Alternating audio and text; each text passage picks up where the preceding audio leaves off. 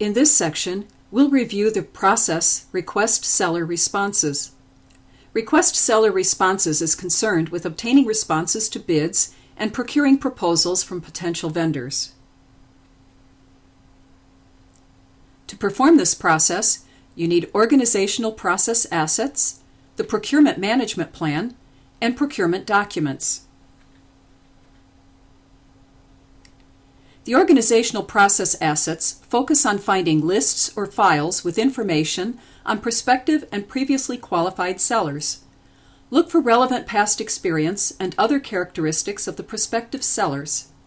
Become familiar with any preferred seller lists that include sellers who have already been selected through some qualification methodology.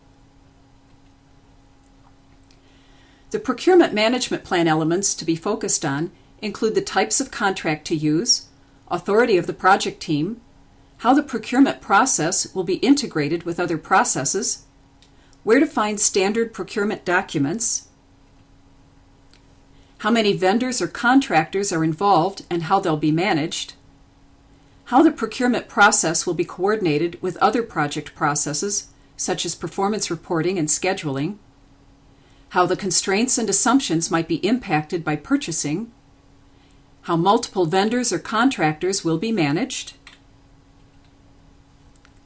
the coordination of purchasing lead times with the development of the project schedule, the scheduled dates that are determined in each contract, identification of pre-qualified sellers, and, as with other management plans, it's a subsidiary of the project management plan.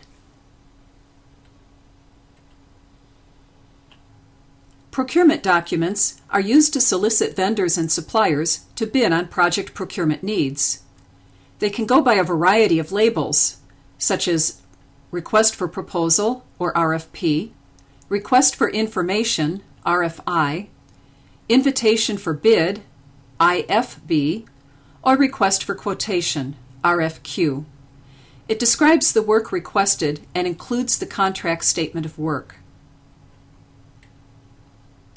Also, procurement documents explain how sellers should format and submit their responses, and they should be prepared by the buyer to assure as accurate and complete a response as possible from all the potential bidders, and it should include any special provisions or contractual needs.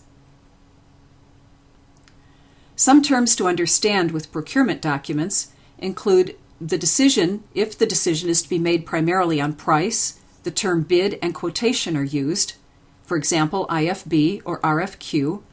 Otherwise, the term proposal is used, as in RFP. This is when a seller is supposed to come up with an approach or the usage of a new technology. And lastly, the procurement documents are posted or advertised according to organizational policies. In the next section, we'll review some of the ways to approach procuring seller responses.